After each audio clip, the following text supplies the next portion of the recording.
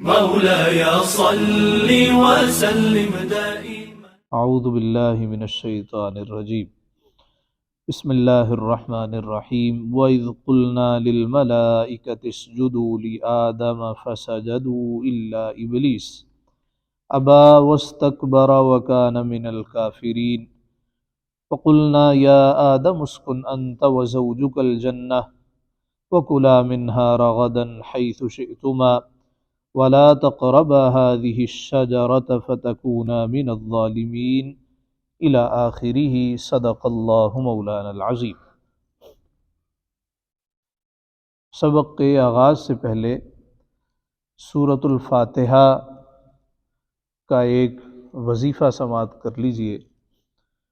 ہمارے بزرگوں نے ارشاد فرمایا کہ جو شخص بہت بیمار ہو یا اس کے گھر میں کوئی پریشانی ہو، بیماری ہو، اس کو چاہیے وہ فجر کی سنتوں کے بعد، فرضوں سے پہلے بسم اللہ الرحمن الرحیم کی میم کو الحمد کی لام کے ساتھ ملا کر 41 مرتبہ پڑھے.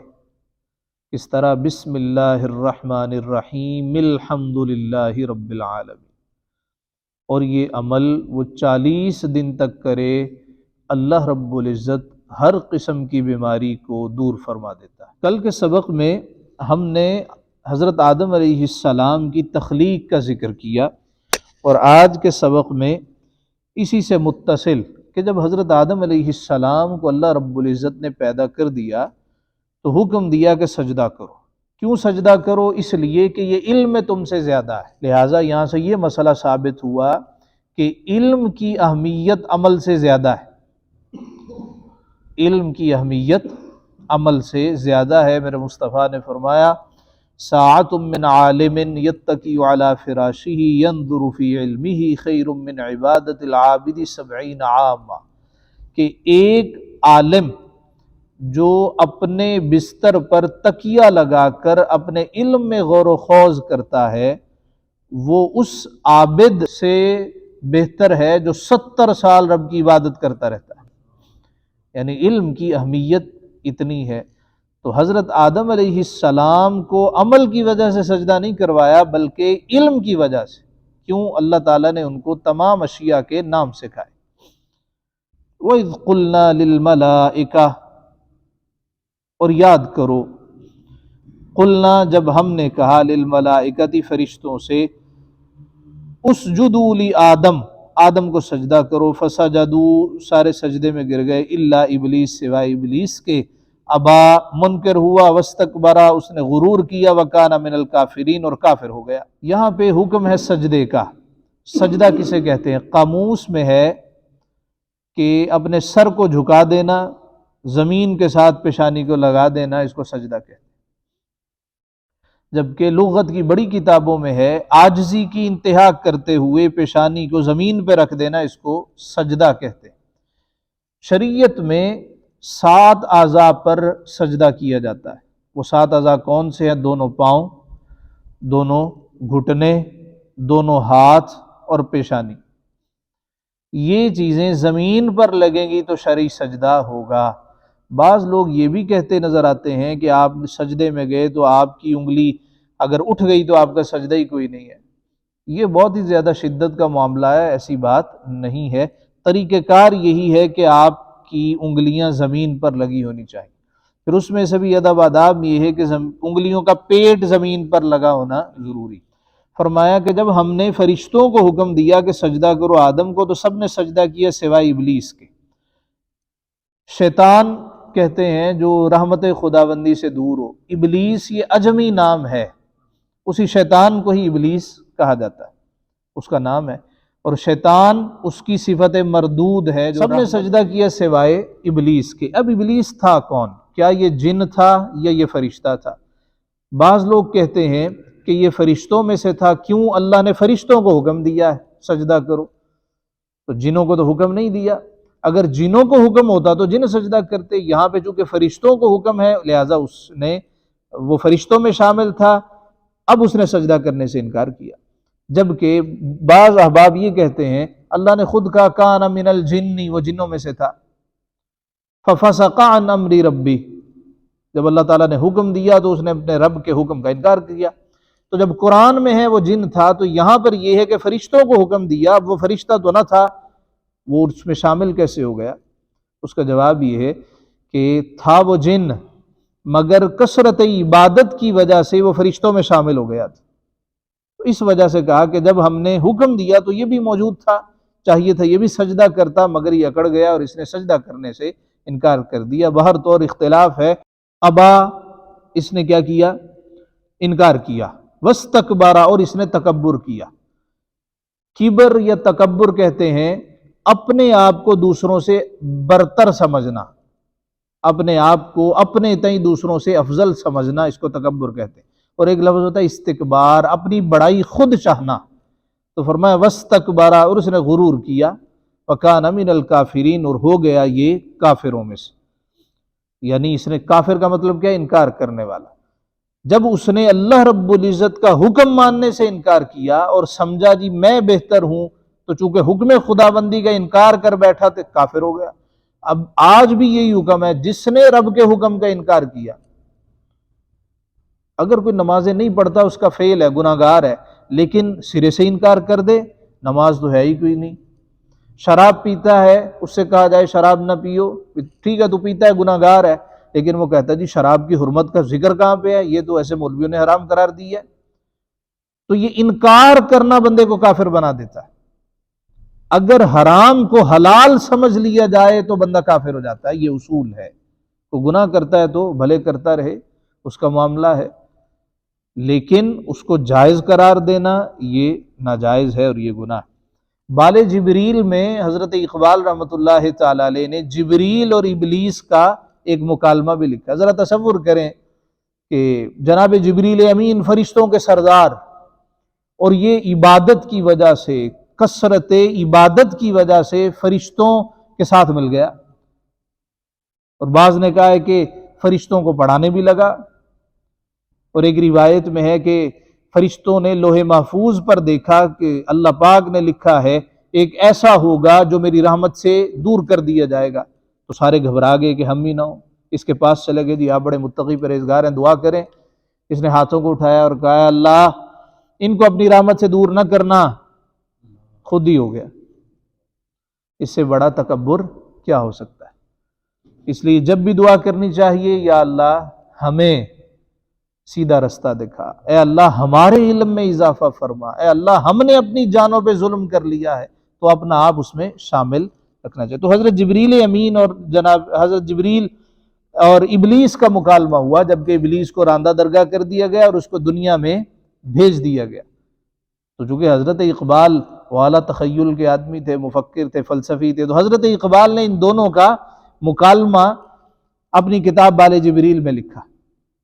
ان کا تخیل ہے کہ ایک مرتبہ جناب جبریل امین جب دنیا میں آئے تو دیکھا کہ ابلیس مارا مارا پھر رہا ہے، تو اس سے جناب جبریل کہنے لگے اے ہمدم دیرینا، پرانا دوست جو ٹھہرا، ہمدم دیرینا کیسا ہے جہان رنگ و بو۔ اب آگے وہ کیا کہتا ہے، سوز و ساز و درد و داغ و جستجو آرزو۔ دنیا میں یہی ہے، سوز و ساز و درد و داغ و جستجو آرزو۔ جبریل علیہ السلام کہنے لگے ہر گھڑی افلاک پر رہتی ہے تیری گفتگو، کیا نہیں ممکن کہ تیرا چاک دامن ہو رفو؟ یعنی اب بھی توبہ کر لے۔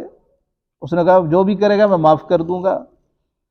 ابلیس کہنے لگا ہے جبریل تو واقف نہیں اس راز سے، کر گیا سرمست مجھ کو ٹوٹ کر میرا سبو، اب یہاں میری گزر ممکن نہیں، ممکن نہیں۔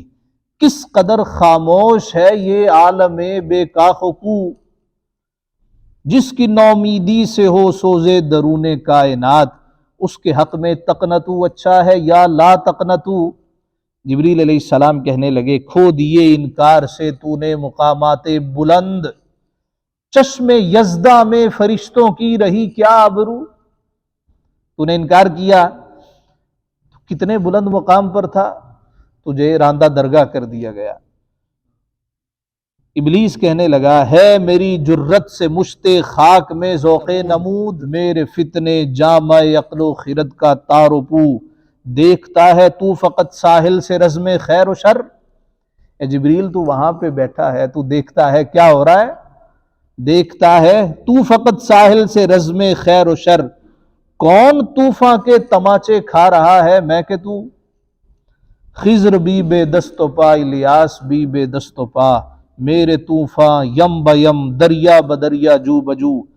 گر کبھی خلوت میسر ہو تو پوچھ اللہ سے، قصہ آدم کو رنگی کر گیا کس کا لہو.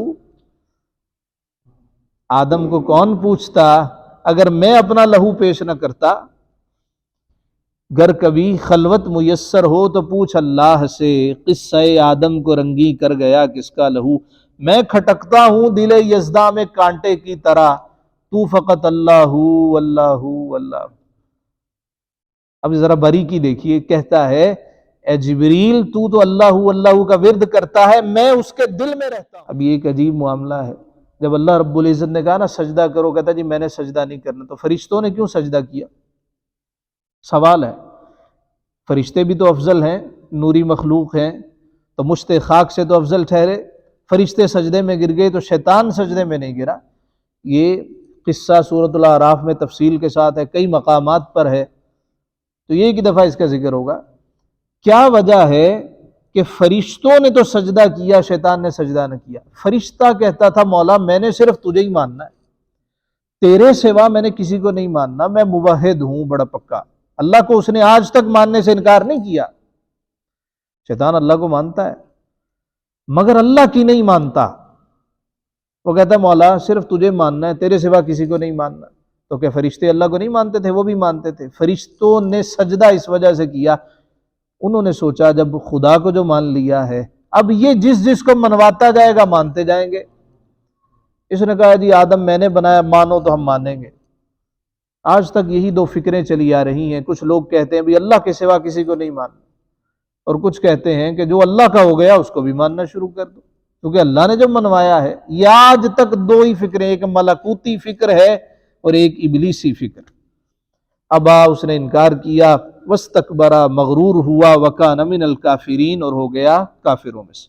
وقلنا اور ہم نے فرمایا، یا آدم اے آدم، اسکن تو ٹھہر، انتا تو، وزوجوکا اور تیری زوجہ.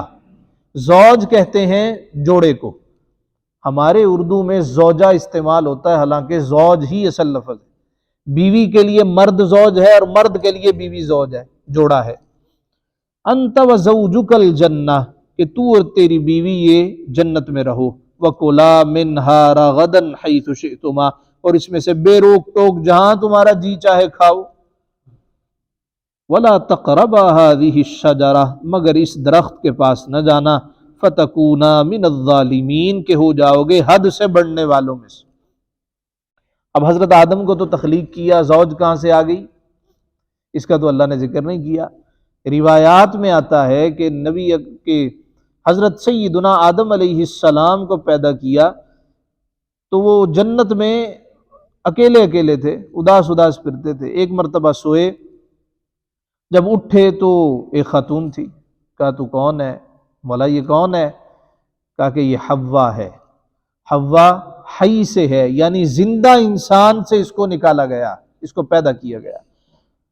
حضرت ابو ہریرہ رضی اللہ تعالیٰ عنہ راوی ہیں، نبی مکرم شفیع معظم جان دو عالم صلی اللہ علیہ وآلہ وسلم نے فرمایا عورتوں کے معاملے میں خیر خواہی کیا کرو، عورتوں کے ساتھ حسن سلوک کیا کرو، اس لیے کہ یہ پسلی سے پیدا شدہ ہے، اور پسلی بھی وہ جو سب سے اوپر والی ہے، جو زیادہ ہی ٹیڑھی ٹائپ ہوتی ہے. اچھا ہمارے یہاں پر یہ بات بیان کر کے اس کا ٹھٹھا کیا جاتا، مذاق اڑایا جاتا، دیکھو جی عورت پسلی سے پیدا شدہ ہے.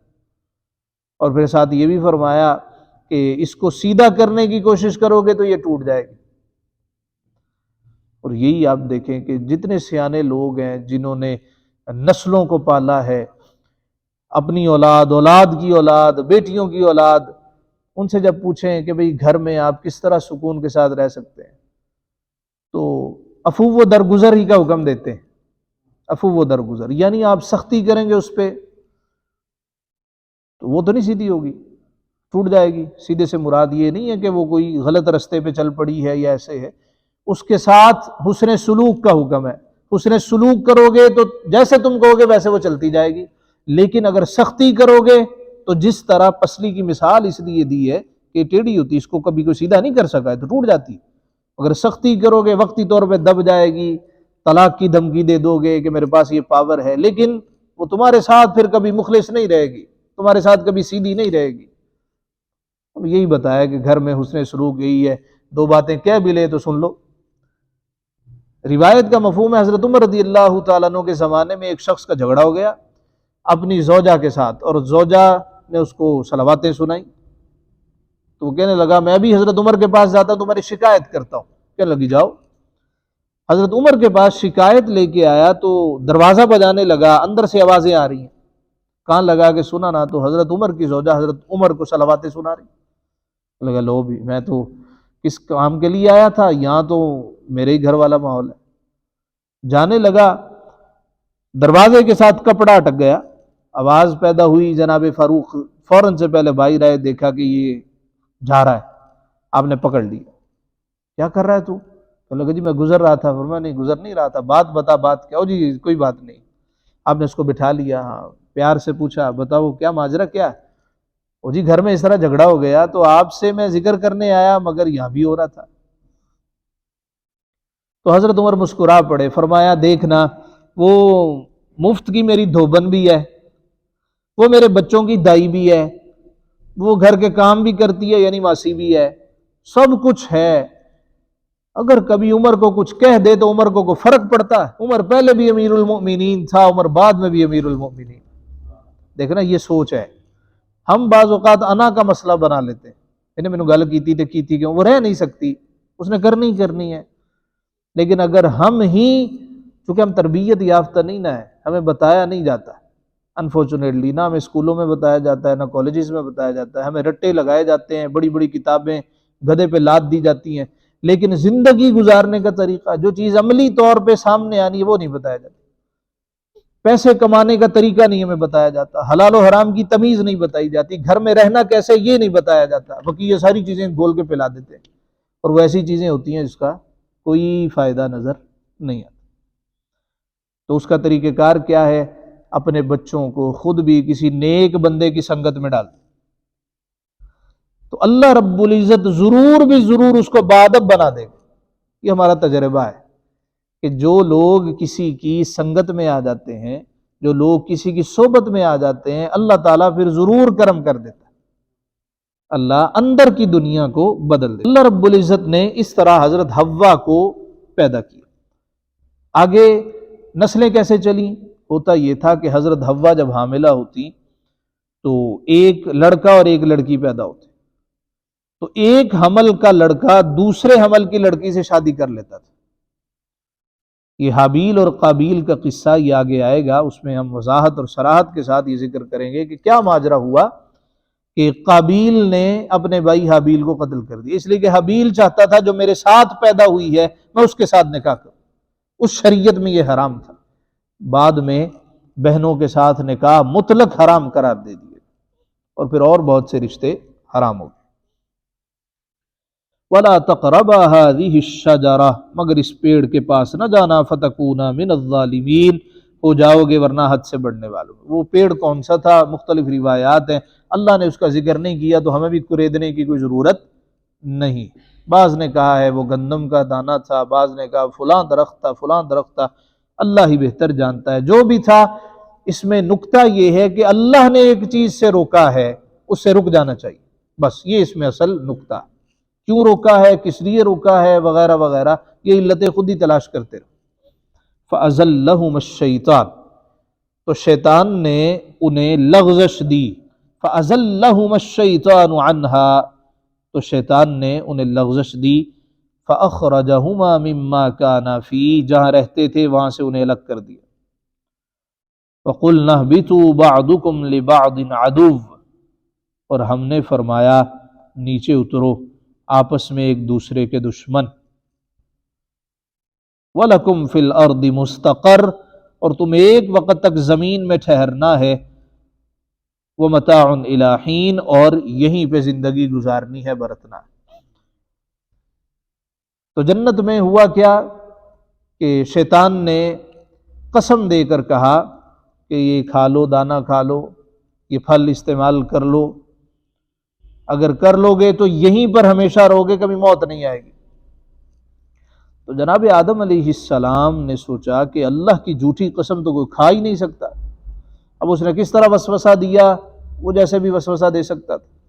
کسی نے کہا وہ چھپ کے جنت میں داخل ہوا، کسی کے ذریعے داخل ہوا، کسی جاندار کے ذریعے، کسی جانور سانپ کے ذریعے داخل ہوا، جیسے بھی ہوا اس نے وسوسہ ڈال دیا۔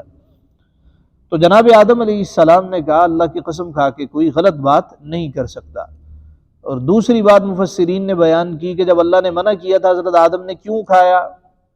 وہ کہتے ہیں کہ انہوں نے یہ سمجھا کہ یہ مکروہ تنزیہی، یعنی حرمت جو ہے یہ تنزیہی ہے، یہ تحریمی نہیں ہے، اللہ رب العزت نے اس کو حرام قرار نہیں دیا، بس ویسے ہی روک دیا اس کام سے، یہ کام نہ کرو، اس وجہ سے چلے گئے۔ ایک روایت کے مطابق حضرت حوا نے وہ پھل، وہ دانہ پہلے کھا لیا اور کہا دیکھیں میں نے کھایا، مجھے تو کچھ نہیں ہوا۔ تو حضرت آدم نے ان کی اتباع میں یہ کام کیا، تو اللہ رب العزت نے فرمایا کہ تم اتر جاؤ، تم آپس میں ایک دوسرے کے دشمن ہو۔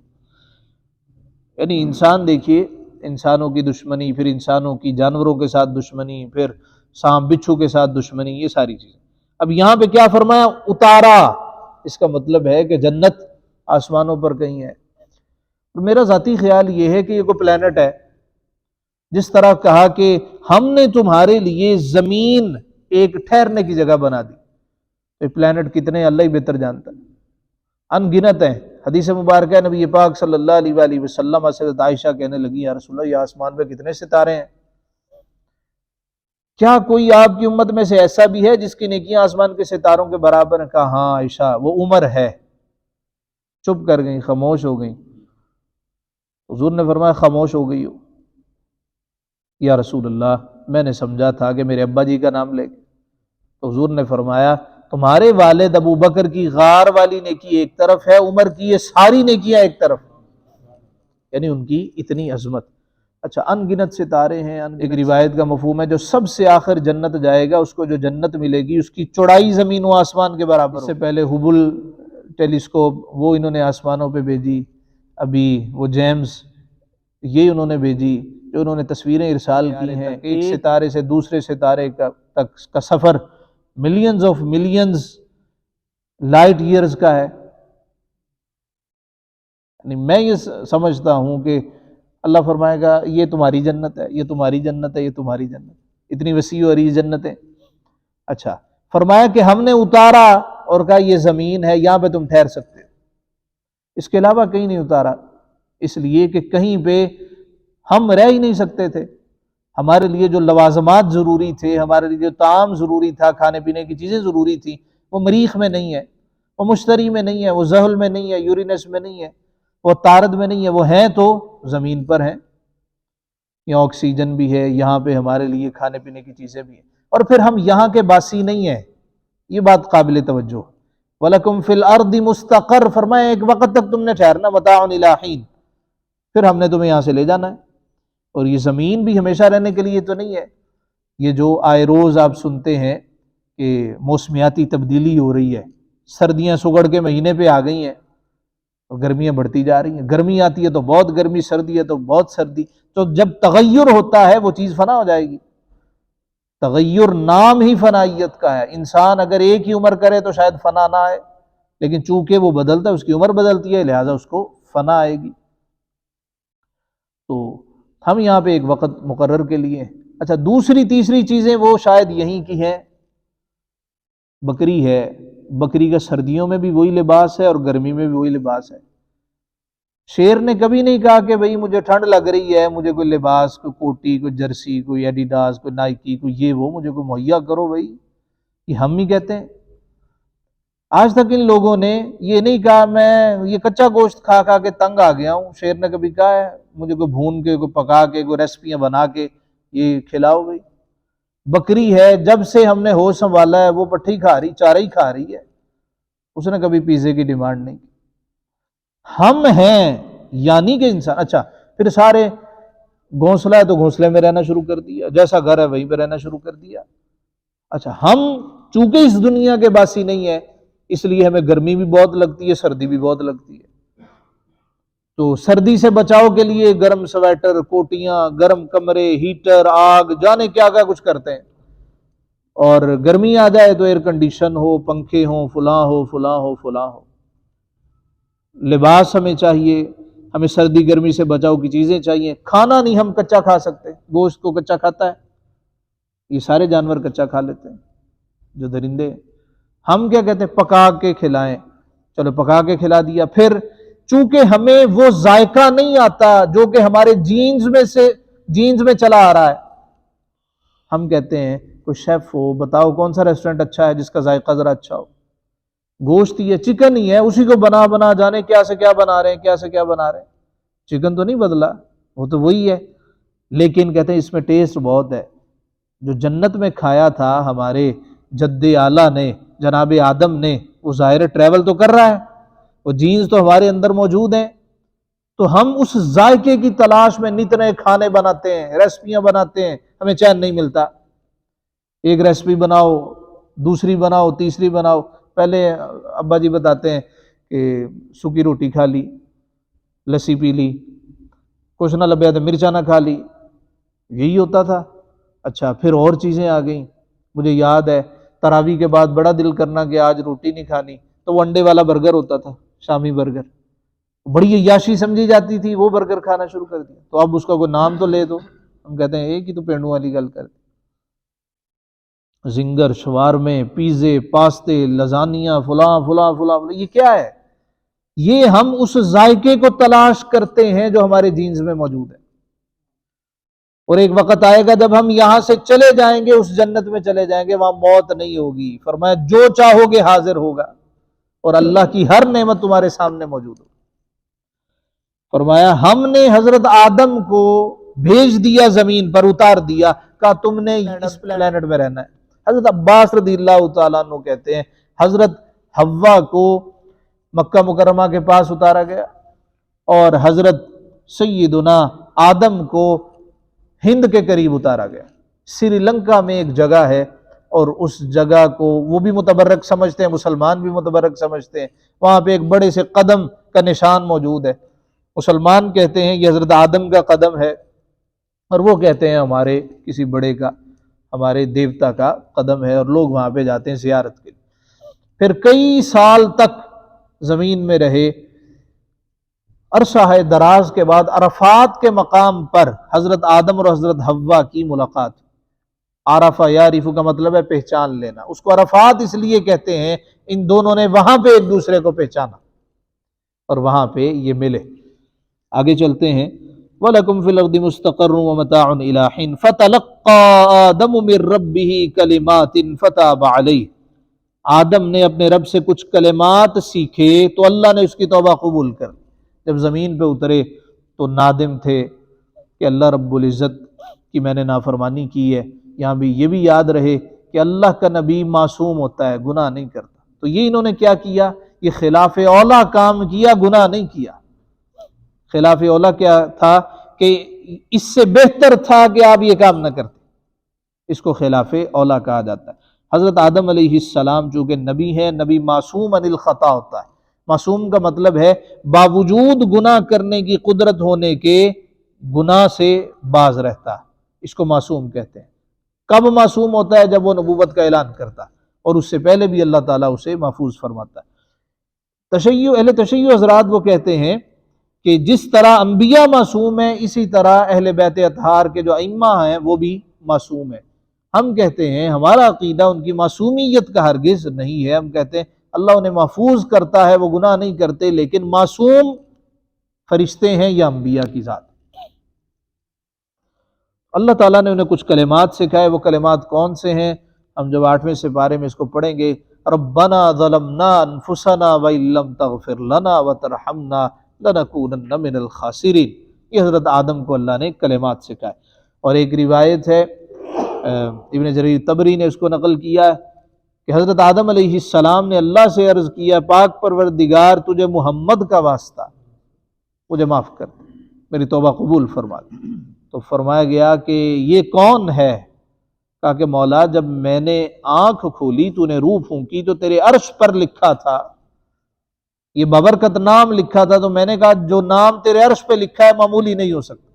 تو اللہ نے فرمایا کہ اے آدم یہ تیری ذریت میں سے ہوگا، آخری نبی ہوگا، میرا محبوب ہوگا، میں نے جا تیرے گناہ کو معاف کر دیا۔ گناہ ہم عرف میں کہہ رہے ہیں، گناہ انہوں نے نہیں کیا، جو خلاف اولا تو نے کام کیا اس کو معاف کر دیا۔ اشرف علی تھانوی صاحب نے بھی اس روایت کو نقل کیا کہ حضرت آدم علیہ السلام نے نبی پاک صلی اللہ علیہ وآلہ وسلم کی وساطت سے اللہ رب العزت سے معافی چاہی تو اللہ نے انہیں معاف کر دیا۔ فتاب علیہ، تو اللہ نے ان کی توبہ کو قبول کیا۔ توبہ کہتے ہیں لوٹ آنا، توبہ کہتے ہیں رجوع کرنا، توبہ کہتے ہیں واپس آنا۔ شرعی توبہ کا مطلب یہ ہے کہ گناہ کو کرنے سے رک جانا اور سچی توبہ کرنا کہ مولا آئندہ کے بعد یہ کام نہیں ہوگا۔ اور اگر نہا خانے میں ہو، جس طرح کے ہمارے ہوتا ہے، شب برات میں بڑا روئیں گے، بڑا گڑ گڑائیں گے، لیکن اندر ہوگا نہیں کدی کدی کر ہوئی لا، تو یہ توبہ نہیں ہے جب تک 100% یقین نہ ہو۔ یقین اپنے آپ کو دلانا ہے اور 100% نیت کرنی ہے کہ آئندہ کے بعد گناہ نہیں ہوگا، یہ توبۃ نصوحہ ہے۔ انہ هو التواب الرحیم، بے شک وہی توبہ قبول کرنے والا مہربان۔ قلنا اہبطوا منہا جمیعا، ہم نے فرمایا تم سب اتر جاؤ۔ سب کون؟ دو ہی تو تھے۔ اس کا جواب یہ ہے کہ حضرت آدم کی پشت میں جتنے بھی انسان تھے سب کو ہی خطاب ہے، ساری ان کو سب کو لے کے جاؤ زمین پہ۔ فَإِمَّا يَأْتِيَنَّكُم مِّنِّي هُدًى، پھر اگر تمہارے پاس میری طرف سے کوئی ہدایت آئے، فَمَن تَبِعَ هُدَايَ فَلَا خَوْفٌ عَلَيْهِمْ وَلَا هُمْ يَحْزَنُونَ، تو جو میری ہدایت کا پیروکار ہوا اسے نہ کوئی خوف ہوگا نہ وہ غمگین ہوگا۔ یعنی میں ہدایت نازل کروں گا، جو اس کو مانے گا وہ پھر میرے پاس آ جائے گا۔ وَالَّذِينَ كَفَرُوا وَكَذَّبُوا بِآيَاتِنَا أُولَٰئِكَ أَصْحَابُ النَّارِ، اور وہ جو کفر کریں گے اور میری آیتیں جھٹلائیں گے وہ دوزخ والے ہیں۔ ہم فیہا خالدون، ان کو ہمیشہ اس میں رہنا ہے۔ یا بنی اسرائیل، اے یعقوب کی اولاد۔ اسرائیل عبرانی زبان کا لفظ ہے جس کا معنی ہے، اسرائیل کہتے ہیں اللہ کا بندہ، یہ لقب ہے حضرت یعقوب علیہ السلام کا۔ یعقوب علیہ السلام اسحاق علیہ السلام کے بیٹے ہیں، اسحاق علیہ السلام جناب ابراہیم علیہ السلام کے بیٹے۔ حضرت اسحاق کے بھائی تھے جناب اسماعیل علیہ السلام، تو حضرت اسحاق علیہ السلام کے دو فرزند اکٹھے ہوئے، اکٹھے توام تھے، جڑواں تھے۔ ایک پہلے پیدا ہوئے، تھوڑی دیر کے بعد یعقوب پیدا ہوئے۔ یعقوب عقب سے ہے یعنی بعد میں آنے والا، اسی وجہ سے ان کو یعقوب کہتے ہیں۔ لقب ہے ان کا اسرائیل، اسرائیل بمعنی عبداللہ یعنی اللہ کا بندہ۔ اے اولاد یعقوب، یعنی اب یہود کو خطاب کیا جا رہا ہے۔ اذکروا نعمتی التی انعمت علیکم، یاد کرو میرا وہ احسان جو میں نے تم پر کیا۔ واوفوا بعہدی اوفی بعہدکم، اور میرا عہد پورا کرو میں تمہارا عہد پورا کروں گا۔ وایای فارہبون، اور خاص میرا ہی ڈر رکھو۔ اللہ رب العزت کی کرم نوازی ہے کہ وہ برابری کا معاملہ کر رہا ہے، کہاں وہ اور کہاں ہم سا بندہ۔ بنی اسرائیل کو اللہ تعالیٰ نے بہت سے اجر دیے، اللہ تعالیٰ نے ان پہ بڑی کرم نوازیاں کی۔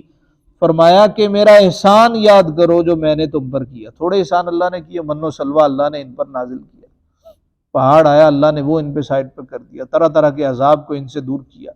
فرعون ان کو مارتا تھا، اللہ تعالیٰ نے ان کو بچایا۔ تو فرمایا کہ اب میرا عہد پورا کرو میں تمہارا عہد پورا کروں گا۔ عہد کیا تھا؟ ان سے عہد لیا گیا تھا تورات میں کہ جب نبی آخر الزماں آئے تم نے ایمان ان پر لے کے آنا ہے۔ اب وہ آگے ہیں، تم جھٹلا رہے ہو، بڑے مخالف بن گئے ہو۔ وَآمِنُوا بِمَا أَنزَلْتُ مُصَدِّقًا لِمَا مَعَكُمْ، اور ایمان لا اس پر جو میں نے اتارا، اس کی تصدیق کرتا ہوا جو تمہارے ساتھ ہے۔ جو میں نے اتارا، اب قرآن تصدیق کس کی کر رہا ہے؟ جو تمہارے پاس ہے تورات۔ تو کیا جملہ تورات کی تصدیق قرآن کرتا ہے؟ نہیں، تحریفات کی تصدیق نہیں کرتا، اس بات کی تصدیق کرتا ہے کہ اللہ کی طرف سے تحریفات کر دی وہ تمہارے کھاتے۔ وَلَا تَكُونُوا أَوَّلَ كَافِرٍ بِهِ، سب سے پہلے اس کے منکر نہ بن جاؤ کہ نبی آئے ہیں تم نے انکار کر دیا، ان کی کتاب آئی تم نے انکار کر دیا۔ وَلَا تَشْتَرُوا بِآيَاتِي ثَمَنًا قَلِيلًا، اور میری آیتوں کے بدلے تھوڑے دام نہ لو۔ وَإِيَّايَ فَاتَّقُونَ، اور مجھے سے ڈرو۔ تو کیا اللہ کی آیتوں کے بدلے زیادہ دام لیے جا سکتے ہیں؟ اللہ کہتا ہے تھوڑے سے داموں کے بدلے میری آیتیں نہ بیچو۔ تھوڑے سے دام اگر کوئی 1,00,000 2,00,000 دے تو بندہ نہ بیچے، کروڑ 2 کروڑ کی آفر کر دے تو بندہ بیچ دے۔ اس کا جواب یہ ہے کہ تم کروڑ 2 کروڑ کیا اربوں خربوں بھی لے لو، اللہ کی آیتوں کے مقابلے میں تھوڑے ہی رہیں گے۔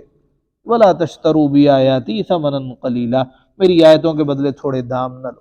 بعض لوگوں نے کہا کہ قرآن کی اجرت لینا یہ جائز نہیں ہے، قاری صاحب قرآن پڑھانے کے لیے آتے ہیں، نماز پڑھاتے ہیں، اذان دیتے ہیں، اس کی اجرت لینا یہ جائز نہیں ہے، جبکہ بخاری میں ایک حدیث مبارکہ ہے، نبی پاک صلی اللہ علیہ وآلہ وسلم نے فرمایا سب سے بہترین اجرت وہ ہے جو رب کا قرآن پڑھا کے لی جائے۔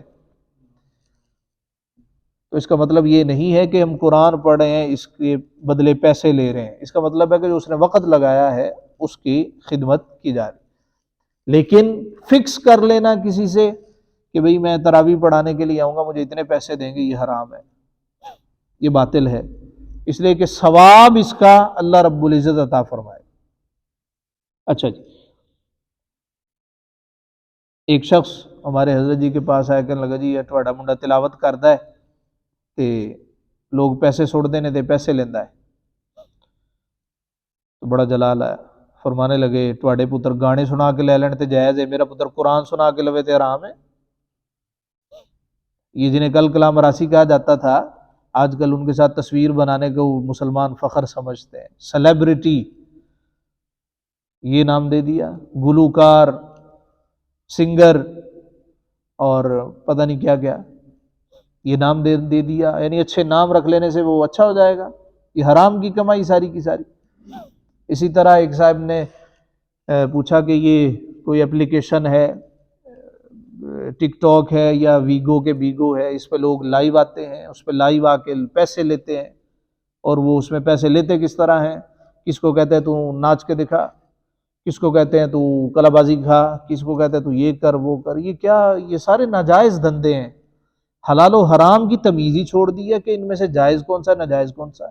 آن لائن ارننگ آج کل ہو رہی ہے، انہیں پتہ نہیں ہے کہ بھئی کون سی چیز ہم بیچ سکتے ہیں، کس طرح بیچ سکتے ہیں، ایک چیز پہ قبضہ ہی نہیں کیا اسی کو بیچے چلے جا رہے ہیں، یعنی یہ چیز ہے ہی نہیں آپ کے پاس، آپ اس کو کس طرح سیل کر سکتے ہیں۔ تو یہ چیزیں سیکھنا سکھانا یہ ازبس ضروری۔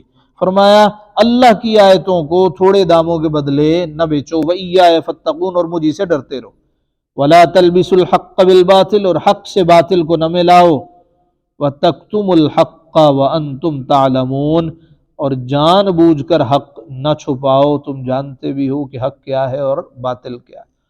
وَأَقِيمُوا الصَّلَاةَ، اور نماز قائم رکھو، وَآتُوا الزَّكَاةَ، اور زکوٰۃ دو، وَارْكَعُوا مَعَ الرَّاكِعِينَ، رکوع کرنے والوں کے ساتھ رکوع کرو۔ اقیم الصلاۃ، نماز قائم کرو، صلاۃ کو ہم اپنی زبان میں نماز کہہ دیتے ہیں۔ صلاۃ کے بعد علی، عین لام یا، لام کے اوپر کھڑی زبر یہ آ جائے، الصلاۃ علی تو معنی ہوگا درود، صلاۃ اکیلا آئے تو معنی ہوگا نماز، درود کا معنی بھی ملنا ہے، صلاۃ کا معنی بھی ملنا ہے۔ تو صلاۃ کو صلاۃ اس لیے کہتے ہیں، اس میں بہت ساری باتیں ملی ہوئی ہیں، قرات الگ سے عبادت ہے، تسبیح الگ سے عبادت ہے، تکبیر الگ سے عبادت ہے، تشہد، پھر درود پاک، پھر دعا، یہ ساری مختلف عبادتیں، ان کو جمع کر دیا گیا تو ایک عبادت بن گئی، اس کو صلاۃ کہنا شروع کر دیا۔ درود کو بھی صلاۃ اس لیے کہتے ہیں جیسے جیسے بندہ درود پڑھتا جاتا ہے ویسے ویسے حضور کے ساتھ ملتا بھی جاتا ہے، اس وجہ سے اس کو صلاۃ کہتے ہیں۔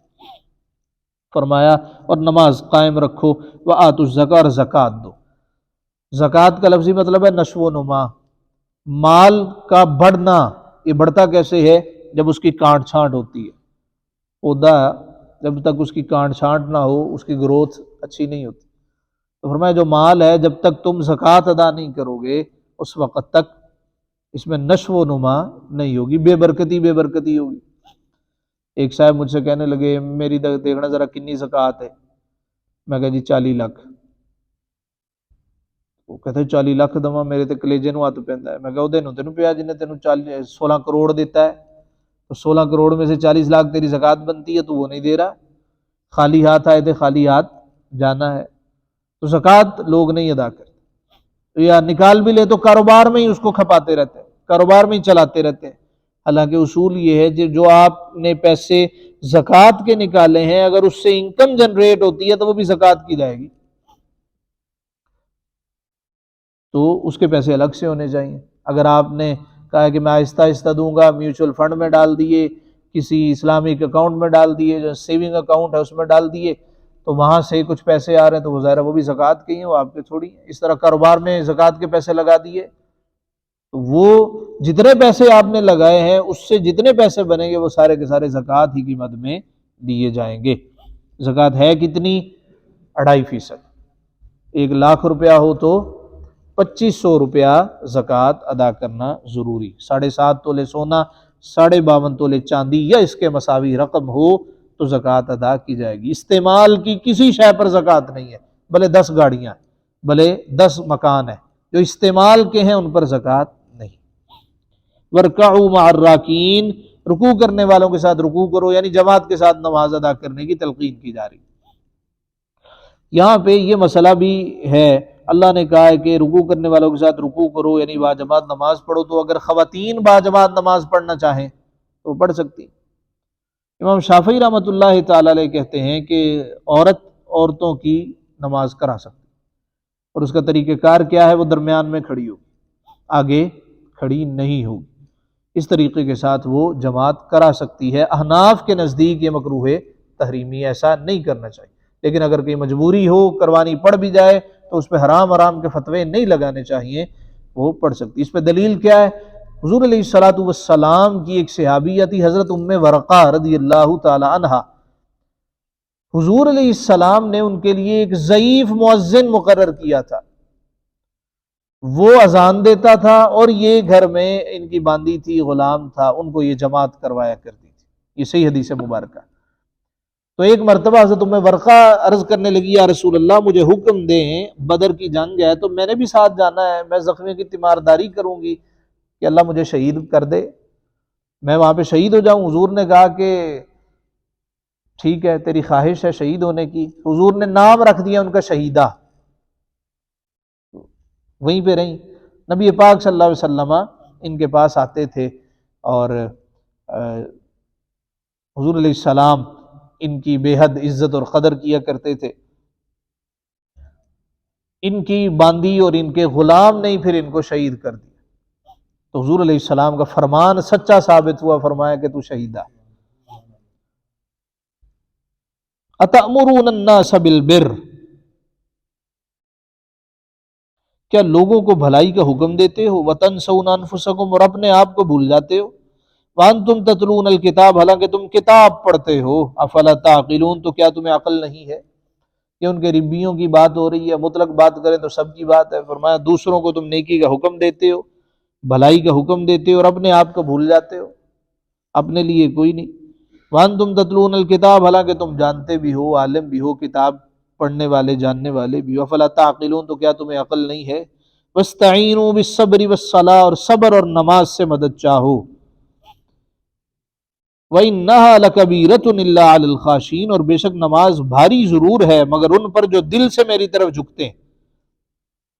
وَاسْتَعِينُوا، مدد چاہو کس سے؟ صبر سے۔ صبر کا مطلب کیا ہے؟ استقامت۔ صبر کا مطلب کیا ہے؟ اللہ سے لو لگا کے رکھنا، اللہ کی مدد کا انتظار کرنا، صبر۔ والصلاۃ، اور نماز۔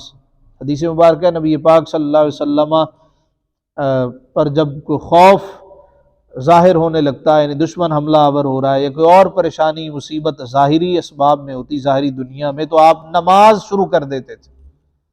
تو فرمایا نماز سے اور صبر سے مدد مانگو، یہ بھاری ضرور ہے مگر ان پر جو میری طرف جھکتے ہیں، یعنی ان کے لیے یہ بھاری ہرگز نہیں ہے۔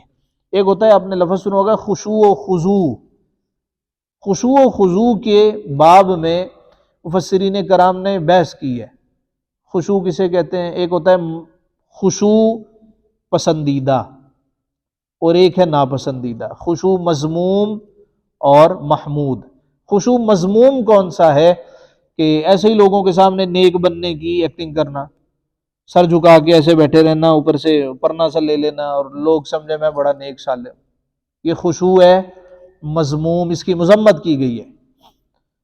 اسی طرح ایسا نوجوان جو نوجوان ہو مگر بزرگوں کسی کیفیت بنا کے ڈھیلا ڈالا بنا رہے اور کہ جی میں پیر طریقت رہبر شریعت تو پتہ نہیں کیا، یہ بھی مذموم آدمی ہے، دو جھوٹا بندہ ہے۔ کہ تیرے اندر ابھی وہ شے آئی نہیں ہے. پدرم سلطان بود میرے ابا جی بادشاہ تھے، تو کیا ہے بھائی، ان کی گدی پہ آ کے بیٹھ گیا تو اس کا مطلب تو ٹھیک ہو گیا؟ یعنی تو نے ابھی ان وادیوں میں قدم ہی نہیں رکھا جہاں سے بزرگ لوگ گزرے ہیں، تو بھی اس لیول کا، اس پائے کا نہیں. اسی کو حضرت اقبال نے کہا ہے کہ زاغوں کے تصرف میں عقابوں کے نشیمن. یہ کوے ہیں، کوے لوگ ہیں جو کہ عقابوں کے نشیمن میں آ کے بیٹھ گئے. تو اللہ رب العزت نے فرمایا کہ جو خاشعین ہیں ان پر یہ نماز باری نہیں ہے، یہ مذموم ہے. اور رونے کی ایکٹنگ کرنا، کیمرے بار بار اس طرف کرو، کیمرہ اس طرف کرو، اور نماز پڑھنی ہے تو کیمرے لگا کے پڑھنی ہے، رونا ہے تو کیمروں کے سامنے رونا ہے، دعا مانگنی ہے تو کیمروں کے سامنے مانگنی ہے. یہ تو کس کے لیے کر رہا ہے؟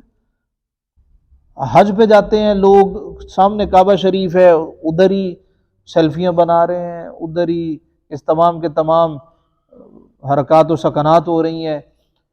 ہنی مون پہ گئے ہوئے ہیں اور میاں بیوی وہ وہاں پہ، یہ نہیں ہے کہ رب کے سامنے ہے، یہاں پہ تو دل لرز جانا چاہیے، وہاں پہ ایکٹنگ ہو رہی ہے. روزہ رسول کے سامنے سے گزر رہے ہیں، اب تو خوف آتا ہے. روزہ رسول کے سامنے گزر رہے ہیں اور موبائل چلایا ہوا ہے، اس کو دکھا رہے ہیں، یہ دیکھو میں یہاں سے گزر رہا ہوں. ایک ہاتھ میں جوتا پکڑا ہوا ہے، ایک ہاتھ میں موبائل پکڑا ہوا ہے. کوئی پتہ نہیں ہے کہ ہم کہاں پہ آئے ہوئے ہیں، یہ کون سی بارگاہ ہے. یہ حال ہوگا. اس کو ہم نے خشوع کا نام دیا ہے. یہ فرمایا ایسا خشوع ہے جو مذموم ہے، اس کو پسندیدہ نہ سمجھو. جو تم ہو نہیں وہ تم ظاہر کیوں کرتے ہو؟ اور ایسا خشوع جو کہ محمود ہے، پسندیدہ ہے. فرمایا ایسا خشوع ہے کہ اگر رو بھی رہے ہیں نا، کوئی آ جائے تو فوراً سے پہلے آنسو پوچھ لو، اس کو پتہ نہ چل جائے کہ یہ آنسو فقط اللہ کے لیے، یہ میری حالت، یہ کیفیت فقط اللہ رب العزت کے لیے. الذین یظنون انہم ملاقو ربہم وانہم الیہ راجعون. جنہیں یقین ہے کہ انہیں اپنے رب سے ملنا ہے. اللہ اللہ اللہ، کیسا وہ وقت ہوگا، کیسی گھڑی ہوگی جب پروردگار کا دیدار ہوگا. صحابہ عرض کرنے لگے یا رسول اللہ ہم اللہ کو دیکھیں گے؟ حضور نے فرمایا جیسے 14ویں کے چاند کو دیکھتے ہو ایسے اللہ کا دیدار ہوگا. اور مومنوں کے لیے یہی سب سے بڑی جنت میں عید ہوگی کہ اللہ کا دیدار ہو رہا. دیکھیں نا، آپ کے پاس ہر سہولت ہو پھر بھی اکتا جائیں گے، پھر بھی بندہ اکتا جاتا ہے. یار ایک ہی روٹین ہے، روٹین تھوڑی سی آگے پیچھے ہونی چاہیے. تو جنت میں 1000 سال، 10,000 سال، لاکھ سال، کوئی پریشانی نہیں، کوئی بیماری نہیں، کوئی ٹینشن نہیں، تو بندہ اک تو جائے گا. تو فرمایا اکنے نہیں دیا جائے گا. ایک خاص دن مقرر ہوگا کہ اس دن رب کی زیارت ہوگی، تو لوگ رب کو دیکھنے کی آرزو میں ہی کروڑوں سال گزارتے چلے جائیں گے، پھر اللہ رب العزت کا دیدار نصیب ہو. فرمایا جنہیں یقین ہے انہیں اپنے رب سے ملنا ہے. وَأَنَّهُمْ إِلَيْهِ رَاجِعُونَ، اور اسی کی طرف پلٹ کر جانا ہے. ان پر یہ بھاری نہیں ہے، نہ نماز باری ہے، نہ زکوٰۃ باری ہے، نہ جماعت کے ساتھ نماز باری ہے. وہ نماز اور صبر سے مدد مانگتے ہیں. اللہ رب العزت ہمیں نیک اور صالح لوگوں کی سنگت نصیب فرمائے. وآخر دعوانا ان الحمد للہ رب العالمین. الحمدللہ آج ہمارا پہلا سپارہ ربع تک مکمل ہو گیا. اللہ تعالی ہمیں اس میں استقامت عطا فرمائے اور قرآن مجید فرقان حمید کا فہم نصیب